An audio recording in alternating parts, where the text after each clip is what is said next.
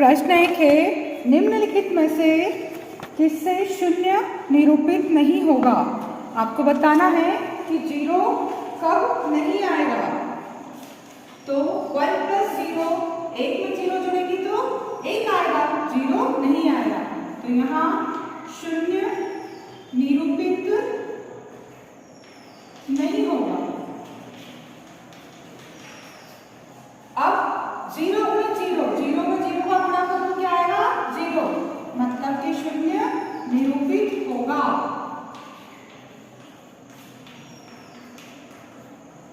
ये 0 के बराबर आ गया। 0 में 2 का भाग, इसको हम लिख सकते हैं 0 × 1/2, जिसमें 0 का गुणा करो आंसर क्या आता है, 0, यानी कि यहाँ पर क्या आएगा, शून्य निरूपित होगा। 0 आ रहा है आंसर में।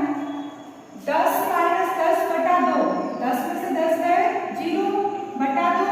इसको हम ऐसा भी लिख सकते हैं कि 0 में गुणा करें 1/2 होगा, 0 × 1 0/2। तो जिसमें भी 0 का गुणा करते हैं वो क्या हो जाता है, 0। तो यहाँ भी क्या होगा, शून्य निरूपित होगा।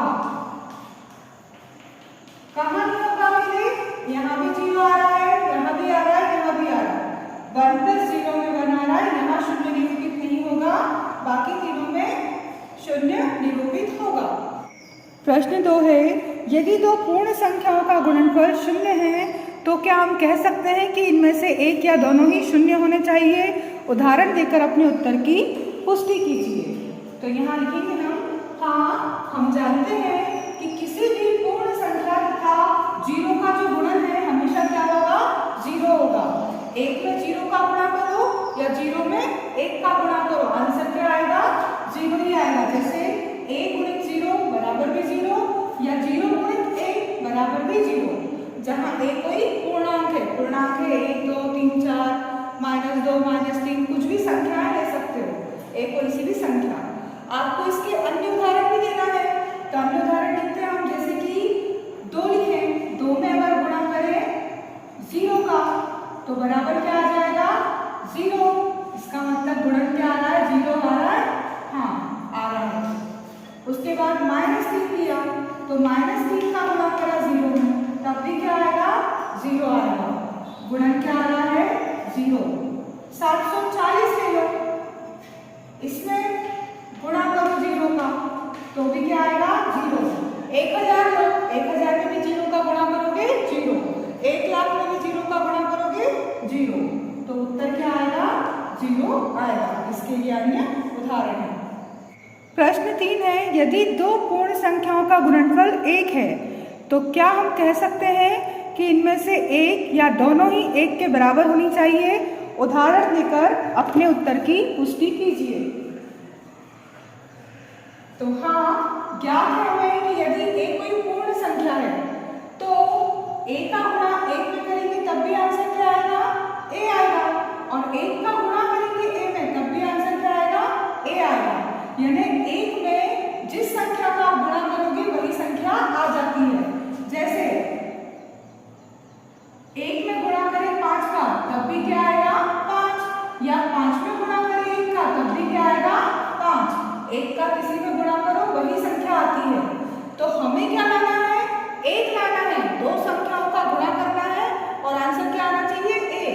तो स्पष्ट है कि गुणनफल 1 लाना है, तो जो a का मान है वो संख्या कौन सी होनी चाहिए, 1। अगर वो संख्या कोई दूसरी होगी तो फिर क्या आएगा, वह संख्या आ जाएगी। हमको तो उत्तर क्या लाना है, 1 लाना है। तो a का मान जो संख्या आप लोगे वो क्या होनी चाहिए, 1 होनी चाहिए।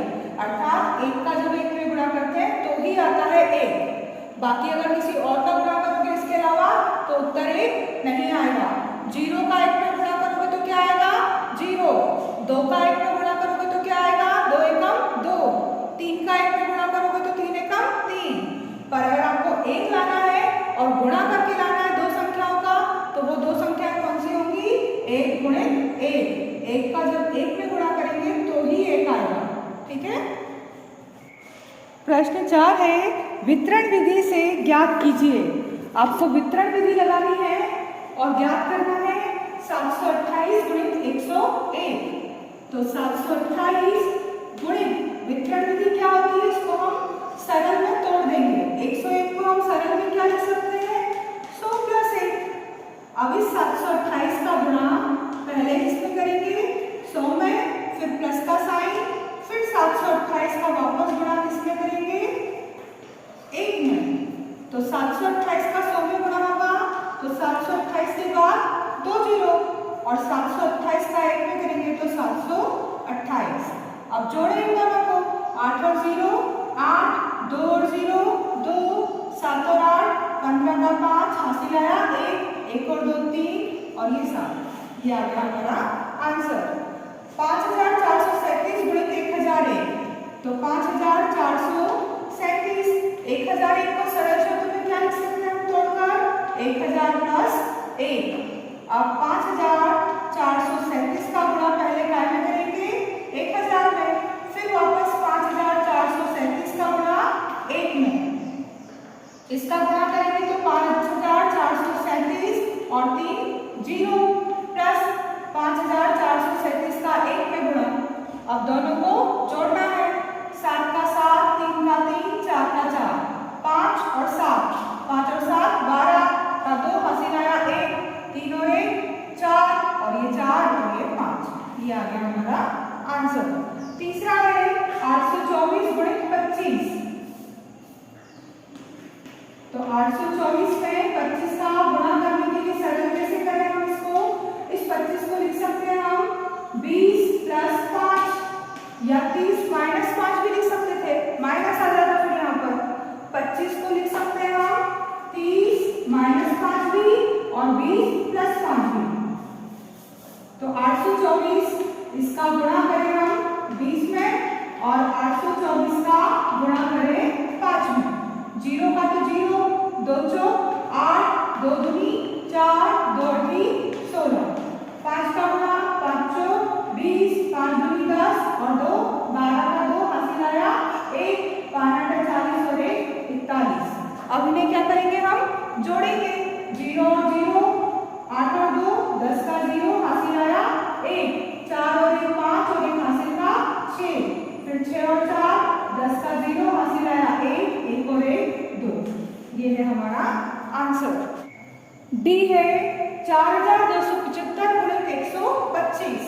तो 4275 और 125 को लिख देंगे हम 100 + 20 + 5, मतलब 4275 का गुणा पहले काय में करेंगे हम 100 में, फिर प्लस 4275 का गुणा 20 में, फिर प्लस 4275 का गुणा 5 में।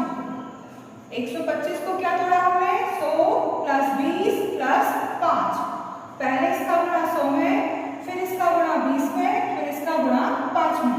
और करते हैं तो 4275 का 100 में गुणा करेंगे तो 2 जीरो बढ़ गए।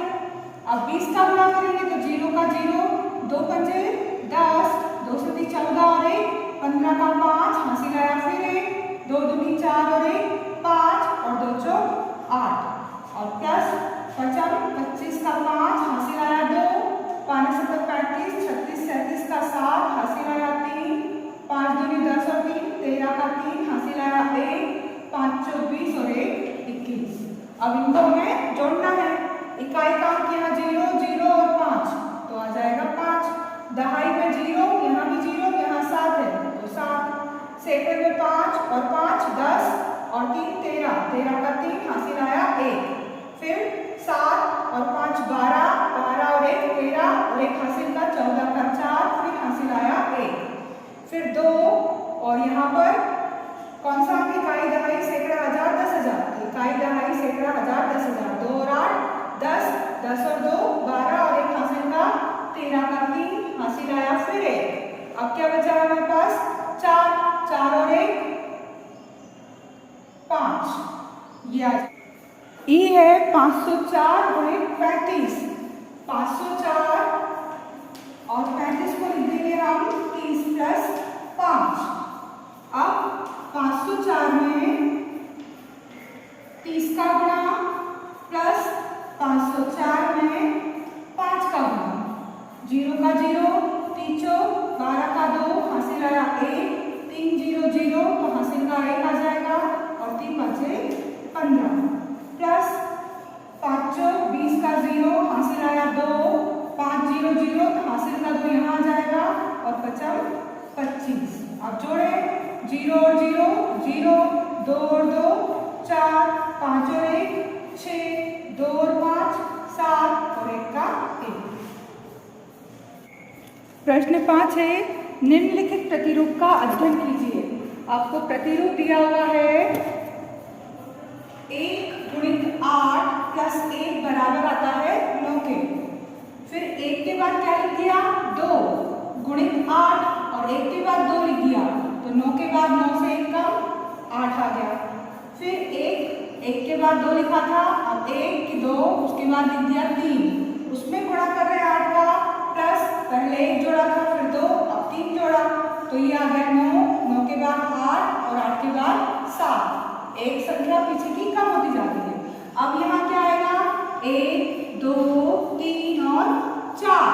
पहले 1 आया फिर 1 और 2 आया फिर 1 2 3 आया अब 1 2 3 4 गुणा 8 पे करना है। पहले 1 जोड़ा फिर 2 फिर 3 अब क्या जोड़ेंगे 4।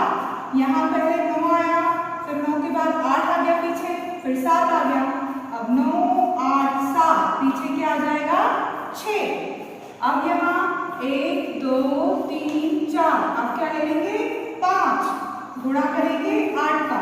यहाँ 1 2 3 4 जोड़ेंगे 5 यहाँ आएगा 9 8 7 6 और उसके पीछे 5। ये प्रतिरूप समझ में आ गया कैसे आ रहा है। तो इसके अगले दो प्रतिरूप क्या लिखना है अगले दो पद। तो अगले दो पद हमें लिखना है तो क्या लिखे हम 1 2 3 4 5 के बाद 6 ले लेंगे हम गुणा करेंगे 8 का और प्लस भी करेंगे 6 तो यहाँ क्या आएगा 9 8 7 6 5 और 4। इतना तो आ चुका था इसके पीछे 4। अब यहाँ एक और क्या लेंगे 1 2 3 4 5 6 के बाद और क्या लेंगे 7 गुणा करे 8 का प्लस करे 7 तो यहाँ आ जाएगा 9 8 7 6 5 4 यहाँ तक था। अब 4 के पीछे क्या आएगा 3। ये इसके अगले दो पद हैं। अब ये प्रतिरूप किस प्रकार कार्य करता है तो प्रतिरूप कार्य करता है कैसे 1 में गुणा किया 8 का और प्लस 1 जोड़ा तो आया 9 8 का 8 प्लस 1 यानी कि 9। इस तरह से आया 9 बराबर 9 ये पहले पद में। फिर 12 थे तो 12 गुणित 8 प्लस 2 बराबर कितना आया 98। तो इस 12 को क्या लिखते हैं हम 11 प्लस 1 पहले 1 का गुणा अब 11 है 11 प्लस 1 में 8 का गुणा करा और 2 जोड़ दिए तो भी आएगा 98। 11 88 प्लस 8 का 8 और प्लस 2 88 और 2 90 और 8 98। अब अगला क्या था 123 गुणित 8 प्लस 3 बराबर आ रहा था 987। तो 123 को हम क्या लिख देंगे पहले 1 लिखा फिर 1 लिखा अब 101 प्लस कितना जोड़ेंगे यहाँ पर 111 में कितना जोड़े कि 123 आ जाए प्लस 11 प्लस 1 111 11 22 और 1 23 इन सब में क्या गुणा करेंगे 8 का और प्लस 3 जोड़ेंगे वो आएगा 987। 8 का गुणा करें 8 का 8 फिर 88 और फिर 8 और प्लस 3 9 8 7 तो ये 9 8 7 बराबर आ जाएगा 9 8 7 के। 8 और 8 16 8 24 25 26 27 तो टोटल इन सब का जोड़ कितना आएगा 987 बराबर 987। तो प्रतिरूप किस रूप में कार्य कर रहा है ऐसे। और हमको अगले दो पद दिखना थे तो वो अगले दो पद कौन से हैं ये दोनों हैं अगले दो पद।